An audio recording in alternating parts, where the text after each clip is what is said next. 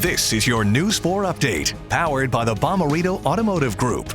Thanks for choosing News 4, everybody. I'm Maurice Drummond. Here are some stories making headlines. A new one-day high for coronavirus cases in St. Louis County late this morning. The county reported 320 new cases of COVID-19 for the last 24 hours, the first time that the county has seen over 300 cases in a day.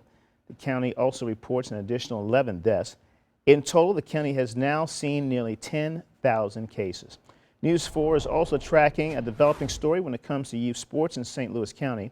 In a joint statement today, city and county leaders say that for now, all competitive activities like games and scrimmages should be paused. The statement reiterates the need for restrictions placed on youth sports.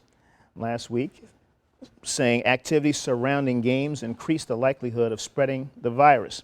And tomorrow will mark 1 week since the youth sports in St. Louis County went under those restrictions, which puts a stop to games and limited groups to 10 or fewer.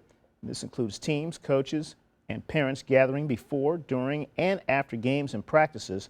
Today's statement went on to say everyone in the community can help bring competitive youth sports back by consistently wearing masks in public, social distancing, practicing good hand hygiene.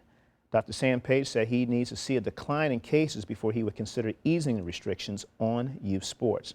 Also, News 4 is working to learn more information about a person of interest that's in custody in connection with a fatal double shooting inside the Galleria yesterday.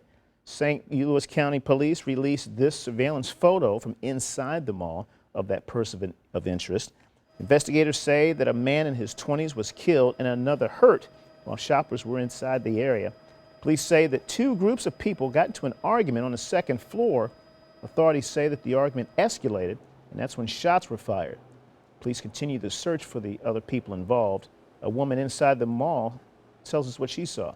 We were sitting in Breadco having lunch, and we saw the police, about 6 cars, pull up and by the Cheesecake Factory. And then after we ate lunch, we wanted to go down to Dillard's, and it's all blocked off. And they said there'd been a shooting there, and the shooter's still on the loose. St. Louis County Police told News 4 that they anticipate more information as the day progresses. Time now for a check of the weather. Here's Kent. Well, who'd have guessed, huh? High temperature near 90 degrees this afternoon in late July with a couple of spot storms showing up here and there. Well, here's the super predictor early in the afternoon, and you can see a few thunderstorms developing, showers and storms developing over the southern part of the viewing area.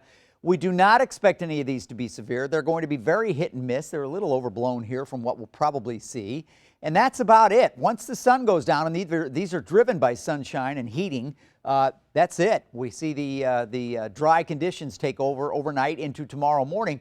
Pretty much the same story for tomorrow in this pattern, although probably even fewer thunderstorms, and they should be focused on the southern part of the viewing area.